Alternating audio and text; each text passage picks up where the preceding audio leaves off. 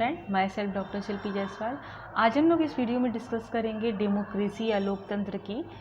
इसके बारे में हम देखेंगे कि लोकतंत्र की क्या अर्थ है, इसकी क्या डेफिनेशन है, डेमोक्रेसी के लिए क्या क्या बेसिक कंडीशन होनी चाहिए और इसके मेरिट क्या हैं और डीमेरिट क्या हैं।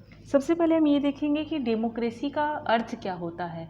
हालांकि आपके पास बहुत अच्छी अच्छी बुक्स होंगी जिसमें बहुत बड़े बड़े शब्दों में बातें कही गई होंगी, लेकिन अगर आप डेमोक्रेसी को बिल्कुल एक आम बोलचाल की भाषा में या बिल्कुल सरल शब्दों में अगर आप समझ लेंगे तो आपको बुक पढ़ने में बहुत आसानी होगी।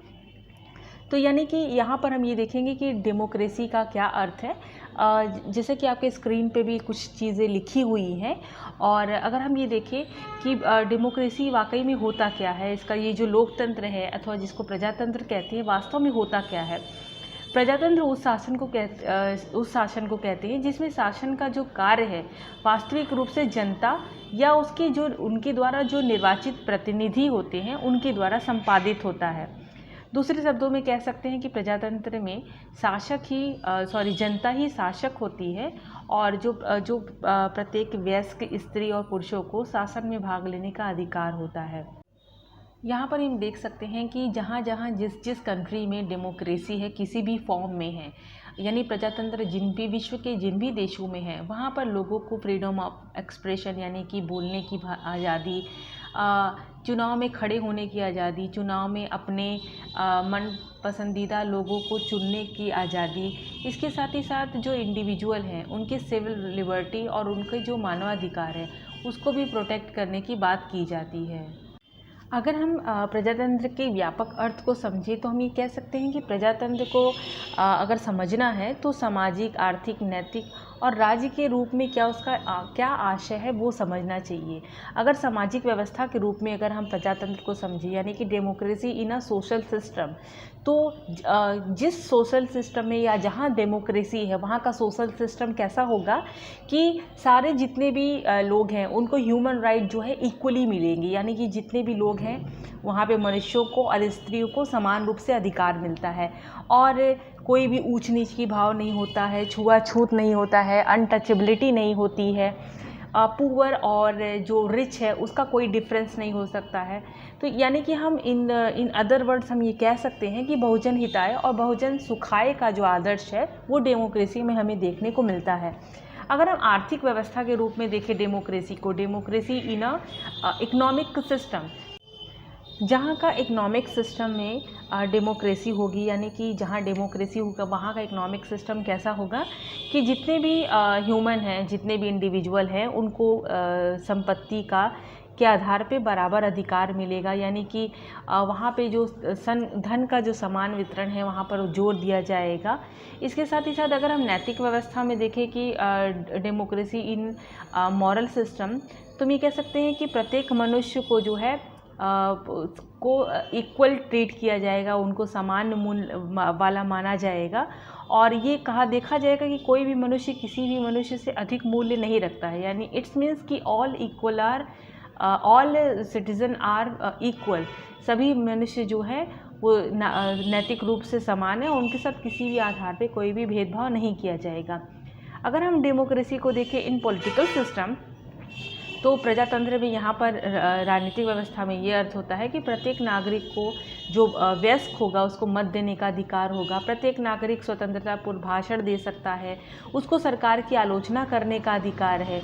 तो यानी कि डेमोक्रेसी एक ऐसा सिस्टम है, प्रजातंत्र एक ऐसी व्यवस्था है जिसमें आपको हर तरीके की सुविधा मिलेगी, हर तरीके के अधिकार मिलेंगे, चाहे वो मॉरल हो, चाहे वो इकोनॉमिक हो, चाहे वो पॉलिटिकल हो। यानी कि इस कंटेम्प्रेरी एरा में democracy is a very popular form of government.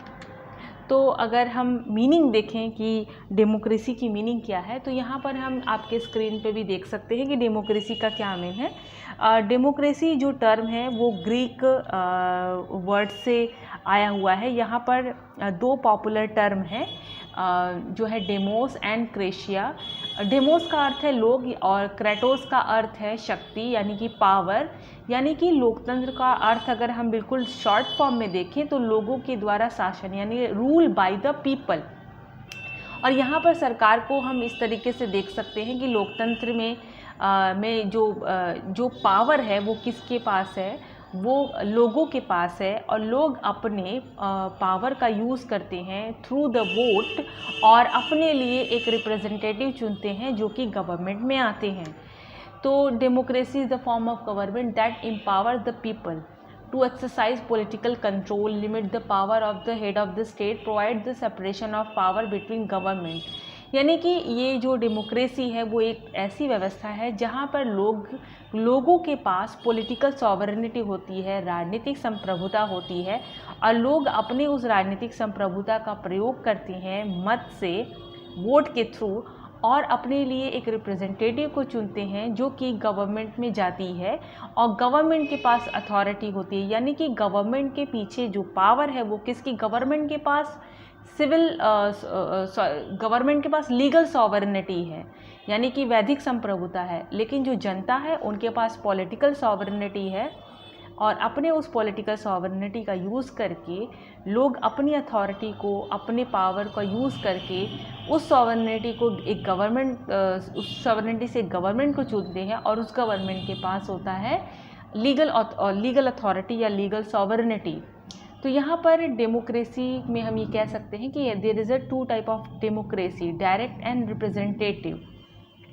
हालांकि इसके और भी बहुत सारे वेरिएंट हैं। यहाँ पर जो आधुनिक लोकतंत्र है उसका जन्म ब्रिटेन और फ्रांस में होता है, फिर धीरे धीरे इसका प्रचार प्रसार होता है, और हम एक शॉर्ट फॉर्म में देख सकते हैं कि लोकतंत्र राज्य और सरकार की एक शासन प्रणाली ही नहीं बल्कि समाज की भी एक व्यवस्था है।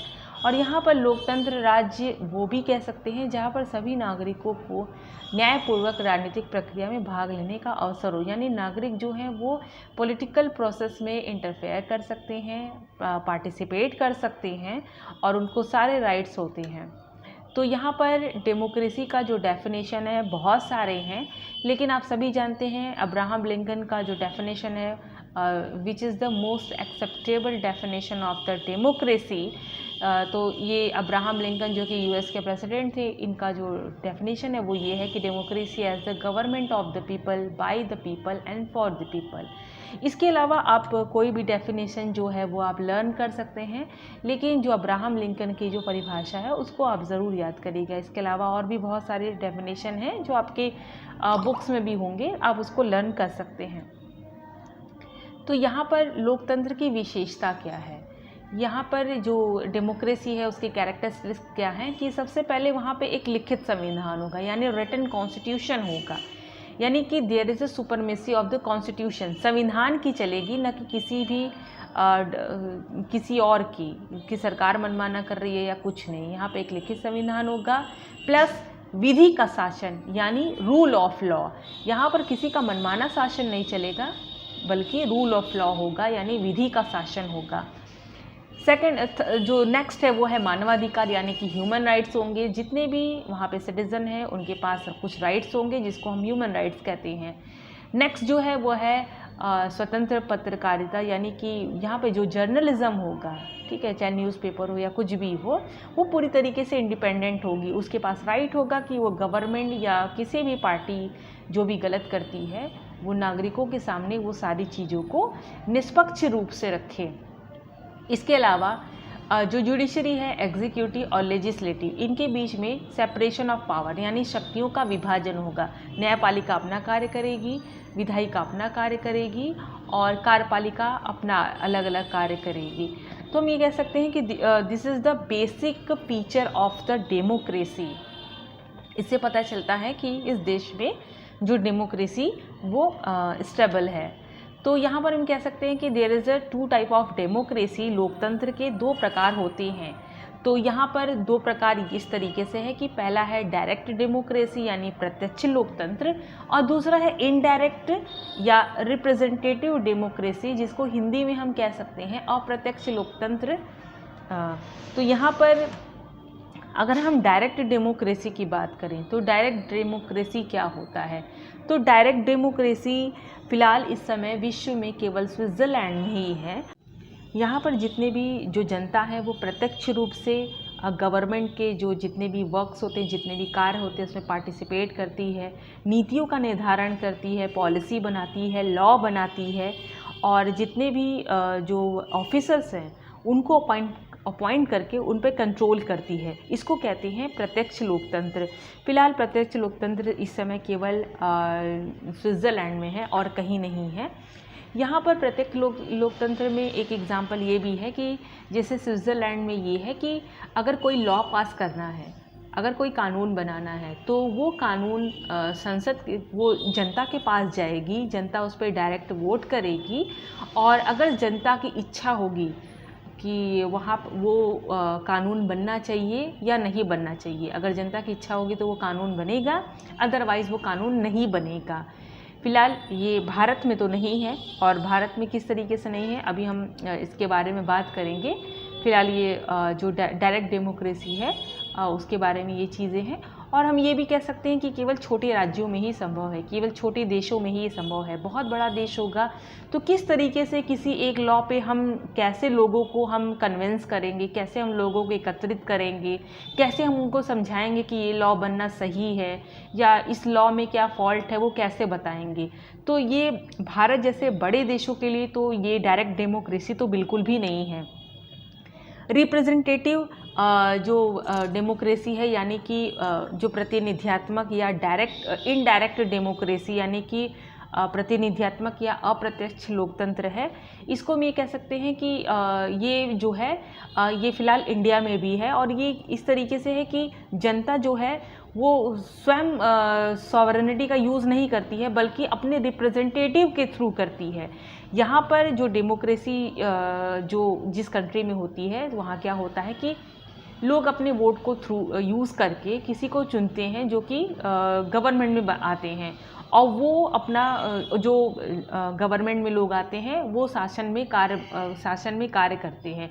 यानी कि डायरेक्ट जनता नहीं करती है, बल्कि जनता जो है अपने पावर को हैंड ओवर कर देती है अपने रिप्रेजेंटेटिव को, अपने प्रतिनिधियों को, और प्रतिनिधि जो है वो शासन करते हैं। इसे हम प्रतिनिध्यात्मक या अप्रत्यक्ष लोकतंत्र कहते हैं। इस समय जो विश्व के जो जितने भी कंट्री हैं, ऑलमोस्ट वहाँ पर इनडायरेक्ट या रिप्रेजेंटेटिव डेमोक्रेसी ही यूज़ होता है। भारत भी इसमें फ़िलहाल है, और यूके, यूएसए और फ्रांस। तो ये जो जहाँ लोगों की संख्या बहुत ज़्यादा होती है, जहाँ का राज्य का क्षेत्रफल भी ज़्यादा है, तो वहाँ पर तो डायरेक्ट डेमोक्रेसी संभव नहीं है, वहाँ पर इनडायरेक्ट डेमोक्रेसी ही जो है वो पॉपुलर है। डेमोक्रेटिक प्रिंसिपल यानी कि ये जो प्रजातंत्र है, इसके क्या क्या बेसिक प्रिंसिपल है, इसके क्या क्या विशेषताएं हैं। तो पहला है पॉपुलर सॉवरेनिटी, यानी कि लोकप्रिय संप्रभुता। इसका अर्थ क्या है कि लोकप्रिय संप्रभुता या जो पॉपुलर सॉवरेनिटी है वो किसके पास है, वो लोगों के पास है, वो जनता के पास है। और जनता अपने इस अथॉरिटी को यूज़ करती है, अपने कंसेंट से, अपनी इच्छा से एक सरकार बनाती है जो कि उनके रिप्रेजेंटेटिव होते हैं। तो डेमोक्रेसी में पहला जो प्रिंसिपल है, पहली जो शर्त है वो यही है कि यहाँ पर पॉपुलर सॉवरेनिटी होनी चाहिए, यानी जनता खुद अपनी इच्छा से किसी को अपनी सरकार के रूप में चुने। नेक्स्ट है इलेक्टोरल सिस्टम, यानी कि निर्वाचन जो व्यवस्था है वो, कि वहाँ पर जो पॉपुलर सॉवरेनिटी है, जाहिर सी बात है लोगों के द्वारा चुनी जाएगी, और लोग अपने पॉलिटिकल पावर का यूज़ करेंगे, किसी को चुनेंगे। तो यहाँ पर इसके लिए ज़रूरी है कि इलेक्शन कैसा होना चाहिए, फ्री एंड फेयर, यानी निष्पक्ष होना चाहिए, वहाँ पर किसी का दबाव नहीं होना चाहिए, और लोग खुलकर अपने पसंद के व्यक्ति को, जो उनकी नज़र में अच्छे हैं, जो अच्छी सरकार चला सकते हैं, उसको चुन सकें। नेक्स्ट है पब्लिक पार्टिसिपेशन। यहाँ पर डेमोक्रेसी के लिए ज़रूरी है कि लोगों का प्रतिभाग हो, लोग जो है वो अपने जो शक्तियों का, अपनी जो पावर है उसको यूज़ करें। और डेमोक्रेसी के लिए बहुत ज़रूरी है कि सभी लोग इनकरेज हों, सभी लोग उत्साहवर्धक होकर अपने पॉलिटिकल राइट का यूज़ करें, वोट दें और सही व्यक्ति को वोट दें। सेपरेशन ऑफ पावर, यानी कि शक्तियों का पृथक्करण। यहाँ पर ये बहुत ज़रूरी है कि शक्ति विभाजन होना चाहिए। और ये जो सेपरेशन ऑफ पावर यानी शक्ति विभाजन है, बेसिकली ये टर्म यूज़ किया है मॉन्टेस्क्यू ने। और मॉन्टेस्क्यू ने ये कहा कि there is 3 organ of the government, यानी सरकार के 3 अंग होते हैं। लेजिस्लेटिव, एग्जीक्यूटिव एंड जुडिशरी, यानी व्यवस्थापिका, कार्यपालिका और न्यायपालिका। और इन तीनों के बीच में जो सेपरेशन ऑफ पावर है, शक्ति का विभाजन है, वो मॉन्टेस्क्यू ने किया। यहाँ पर मॉन्टेस्क्यू ने ये जो सेपरेशन ऑफ पावर का जो सिद्धांत वो इसलिए भी दिया कि हर एक कार्य को करने के लिए अलग अलग संस्था होनी चाहिए, और उन संस्थाओं की जो डिग्निटी है वो भी मेंटेन होनी चाहिए। कहीं ऐसा ना हो कि एक संस्था दूसरे संस्था के मामले में इंटरफेयर कर रही है, मनमाना काम कर रही है। तो यहाँ पर डेमोक्रेसी के लिए बहुत ज़रूरी है कि एक कॉन्स्टिट्यूशन हो और वहाँ पर सेपरेशन ऑफ पावर हो, यानी कि व्यवस्थापिका अपना काम करे, कार्यपालिका अपना काम करे और न्यायपालिका अपना काम करे। नेक्स्ट है ह्यूमन राइट्स, यानी कि मानवाधिकार। तो यहाँ पर लोकतंत्र जो है वो मानव गरिमा और मानव का जो अधिकार है उस पर विश्वास करता है, और यहाँ पर ये ज़रूरी है कि सभी नागरिकों को स्वतंत्रता, समानता की स्थिति प्राप्त हो। तो मनुष्य का जो नागरिक है उनमें कॉन्फिडेंस को बनाए रखने के लिए और उनमें जो एक्टिविटी है वो, ये सब बहुत ज़रूरी है एक डेमोक्रेटिक कंट्री के लिए। तो यहाँ पर व्यक्तियों का जो विकास है वो बहुत ज़रूरी है, और इसके लिए ज़रूरी है कि उस कंट्री में हर एक इंडिविजुअल को ह्यूमन राइट्स मिले, यानी कुछ मानवाधिकार मिले। जैसे भारत में सभी को मौलिक अधिकार मिले हुए हैं कि वो अपनी लाइफ को, अपने जीवन को आगे बढ़ाने के लिए, अपने जीवन के सर्वाइव करने के लिए उसको कुछ राइट्स मिले हैं, ताकि वो अपने जीवन का निर्वाह सही तरीके से कर सके और कोई भी डिस्क्रिमिनेशन ना हो। उसी तरीके से हर एक कंट्री में अलग अलग राइट्स होते हैं, और हम बेसिकली इसको ह्यूमन राइट्स यानी मानवाधिकार के नाम से भी जानते हैं। रूल ऑफ लॉ यानी विधि का शासन। जैसे कि आप सभी जानते हैं कि डेमोक्रेसी के लिए बहुत ज़रूरी है कि वहाँ पर रूल ऑफ लॉ यानी कि विधि का शासन हो। जो जनता है उसको ये विश्वास हो कि यहाँ पर किसी का भी मनमाना शासन नहीं चलेगा। यहाँ पर रूल ऑफ लॉ होगा, यानी विधि का शासन होगा, और सभी नागरिक, सरकार के जितने भी अंग हैं वो सारे जो होंगे लॉ के प्रति जो है रिस्पॉन्सिबल होंगे, और यहाँ पर एक इंडिपेंडेंट जुडिशल सिस्टम भी होगा, यानी स्वतंत्र न्यायपालिका भी होगी कि जो कानून को तोड़ेगा, जो कानून का उल्लंघन करेगा, ताकि उसको दंड दिया जा सके। लोकतंत्र के गुण में हम ये देख सकते हैं कि भाई ज़रूरी है कि लोकतंत्र जो है वो जन कल्याण का साधन है, इसीलिए लोकतंत्र को हर जगह उसका मतलब चुनाव किया जाता है। लोकतंत्र लगभग सभी देशों में है, और लोकतंत्र का सबसे बड़ा गुण ये है कि इसमें शासन जो है वह आवश्यक रूप से लोक कल्याण के लिए होती है। और बेसिकली प्रजातंत्र में किसी और दूसरे शासन की व्यवस्था के ज़्यादा कार्यकुशल होते हैं, और अगर नहीं होते हैं तो उनको हटाया भी जा सकता है लोकतंत्र में। और जनता भी ये जानती है कि अगर प्रेजेंट में अगर कोई गवर्नमेंट सही नहीं है तो अगली बार हम उसको रिप्लेस भी कर सकते हैं अपने वोटिंग के थ्रू। अगर जनता ये जानती है कि हम अगली बार हम इसको चेंज कर सकते हैं, अगर वर्तमान सरकार से वो संतुष्ट नहीं है कि वो सही काम नहीं कर रही है, तो इससे क्या होता है कि क्रांति से सुरक्षा मिलती है। क्रांति बेसिकली कहाँ होती है? जहाँ पर लोगों को पता है, जहाँ पर नागरिकों को पता है कि जो वर्तमान शासक है वो हटने वाला नहीं है, तो क्रांति होती है। लेकिन प्रजातंत्र में सबको पता है कि हर 5 साल के बाद जो है लोगों के पास से अधिकार होता है कि वह जो है सरकार को बदल सके, इसलिए क्रांति से सुरक्षा होती है। जन सहभागिता होना ही होना है ताकि सभी लोग पार्टिसिपेट कर सके, और जो जनता है वो काफ़ी मतलब कि पसंद करती है कि जनता को भी ये राइट मिल गया है कि वह लोकतंत्र को सक्सेसफुल बना सके। इसीलिए यहाँ पर जनता भी मोटिवेट होती है कि हाँ, हम भी डेमोक्रेसी के यानी एक सरकार के एक पार्ट के रूप में हैं और हम ही सरकार को चुनेंगे। तो यहाँ पर डेमोक्रेसी के अगर हम जितने भी गुणों की, मेरिट की बात करें, वो काफ़ी कम है। हालांकि इसके डीमेरिट भी हैं। डीमेरिट में ये है कि लोग इसको एक कमाई का पेशा मानते हैं कि ये हो सकता है, और बहुत सारे विद्वान ऐसे हैं जो ये कहते हैं कि प्रजातंत्र जो है वो मूर्खों का शासन है। यहाँ पर कोई भी आ सकता है और ये एक अयोग्यतम लोगों की सरकार है। अगर अच्छा चुन गया तो अच्छी बात है, लेकिन लोकतंत्र अधिकतर ऐसे व्यक्तियों के हाथ में शासन जाता है जो कि राजनीति कला में काफ़ी मतलब पीछे होते हैं, उन्हें नहीं आता है। ये भी कह सकते हैं कि ये भ्रष्ट शासन व्यवस्था है, क्योंकि व्यवहार में लोकतंत्र शासन है बहुत अधिक भ्रष्ट हो चुका है। सरकार एक राजनीतिक दल विशेष की इच्छानुसार ही चलती है, और जो लोग सत्तारूढ़ में आ जाते हैं, जिस दल का सरकार बनता है, उस शासन में बहुत सारे ऐसे मतलब कि कार्य किए जाते हैं जो कि जनता के विपरीत भी हो सकता है। इसके साथ ही साथ लोकतंत्र में धन का भी बहुत अपव्यय होता है, समय का भी बहुत अपव्यय होता है।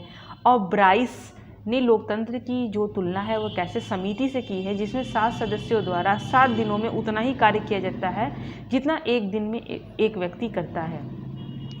एक तरीके से ये कह सकते हैं कि राजनीतिक जो ये अनुत्तरदायी शासन है, यहाँ पर कोई भी किसी के प्रति रिस्पॉन्सिबल नहीं है, सब एक दूसरे को कह के टाल देते हैं।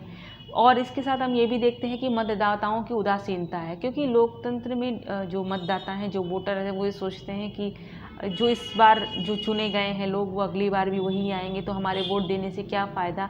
तो लगभग अगर आप भारत में भी देखेंगे, जब वोटिंग होती है, अगर आप न्यूज़ चैनल लगा के देखें तो अक्सर आपको देखने को मिलेगा कि कहीं 60% वोट हुआ, कहीं 50% वोट हुआ, और बहुत अधिक वोट नहीं होता है। जैसे भारत में केवल केरला में होता है, बाकी सब जगह कम होता है, यूपी बिहार में काफ़ी कम होता है। तो इसका मतलब ये है कि लोग, जो मतदाता हैं, जो वोटर्स हैं, वो काफ़ी न्यूट्रल हैं, वो उदासीन हैं। वो ये सोचते हैं कि हम किसी को भी वोट देंगे कोई गलत ही आएगा और हमारे सही इच्छा का प्रतिनिधि नहीं आएगा। तो ये भी काफ़ी मतलब कि एक लोकतंत्र का, डेमोक्रेसी का डीमेरिट है। और प्लेटो और अरस्तू ने इसे शासन का एक विकृत स्वरूप तो बताया ही है। हालांकि बहुत सारी इसकी आलोचना की जा सकती है, लेकिन हम इसको नहीं भूल सकते हैं कि डेमोक्रेटिक कंट्री ही ऐसी है जहाँ पर डिग्निटी मेंटेन रहती है, जहाँ पर हर एक ह्यूमन बीइंग का जो पर्सनालिटी है उसको रिस्पेक्ट मिलता है, उसको पार्टिसिपेशन मिलता है, और किसी गवर्नमेंट के जो फॉर्म है उसमें नहीं मिलता है। तो यहाँ पर लोकतंत्र को, ठीक है, डीमेरिट है, वो एक अलग चीज़ है, लेकिन लोकतंत्र ही वर्तमान समय में एक ऐसा चीज़ है जहाँ पर सभी व्यक्तियों को एक सहभागिता का मिलता है, और सभी व्यक्ति जो है अपना सर्वश्रेष्ठ कर सकते हैं। दोष तो है, लेकिन इसमें हमको सुधार करना है, हमको और आपको मिलके। फिलहाल लोकतंत्र को अगर हम एक बिल्कुल नॉर्मल रूप में समझें, एकदम आसान शब्दों में समझें, तो हम कह सकते हैं कि हर एक व्यक्ति जो है वो शासन कर सकता है। समाज जो है उसको क्या है कि व्यक्तिगत गुणों पर आधारित समाज होगा। यहाँ पर बहुमत पर, यहाँ पर सामाजिक असमानता कम से कम होगी, गवर्नमेंट वैसे ही काम करेगी जिससे कि लोगों का कल्याण हो, लोगों को अधिक से अधिक लाभ हो। और यहाँ पर जो माइनॉरिटी है, जैसे कि आप देख सकते हैं कि इंडिया में भी माइनॉरिटी को फंडामेंटल राइट्स की व्यवस्था की गई है। तो यानी कि बेसिकली हम ये कह सकते हैं कि लोकतंत्र जो है वह सारे व्यक्तियों सारे व्यक्तियों का प्रतिनिधित्व करता है। अगर हम ये कहें कि what is the condition of the success of democracy, लोकतंत्र की सफलता के लिए क्या आवश्यक परिस्थितियां हैं, तो सबसे पहला है एडुकेशन, यानी शिक्षा। अगर जनता शिक्षित होगी, अगर वो जागरूक होगी, तो जाहिर सी बात है कि जो जनता है उसमें इस तरीके की कैपेबिलिटी आ जाएगी कि वो देश की आवश्यकता को समझ सके, सही प्रतिनिधियों को चुन सकें। दूसरा है सिटीजनशिप, यानी कि नागरिकता। अगर सारे नागरिक जो है वो मिलकर जो है सभी व्यक्तियों को नागरिकता दी जाती है, सभी व्यक्ति जो है उसके पास विचार और व्यक्ति की स्वतंत्रता होती है, प्रेस की स्वतंत्रता है, और संगठन की स्वतंत्रता है, जो आपके आर्टिकल 19 में सारे दिए हुए हैं। तो हम ये कह सकते हैं कि लोकतंत्र के लिए बहुत ज़रूरी है कि सभी लोगों को कुछ नागरिक स्वतंत्रताएं भी मिले। पॉलिटिकल अवेकिंग, यानी कि जो जितने भी नागरिक हैं वो जागरूक हो राजनीतिक रूप से, वो ये जान सके कि उनके वोट का क्या वैल्यू है, वो किस तरीके से एक अच्छी सरकार को चुन सकते हैं। इसके साथ ही साथ फ्रीडम होनी चाहिए, स्वतंत्रता होनी चाहिए कि जो समाज है वो पूरी तरीके से स्वतंत्र हो, लोगों को स्वतंत्रता मिल सके, तभी तो यहाँ पर डेमोक्रेसी है वो सक्सेसफुल हो सकेगी।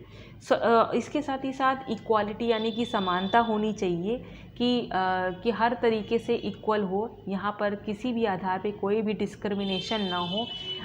जो जस्टिस है और जो इक्वालिटी है उस पर बेस्ड होना चाहिए आपकी सोसाइटी। और यहाँ पर चाहे जन्म हो, जाति हो, रंग, धर्म, संप्रदाय, इसके आधार पे कोई भी भेदभाव किए बिना सभी व्यक्ति को जो है समान इक्वली ट्रीट किया जाना चाहिए।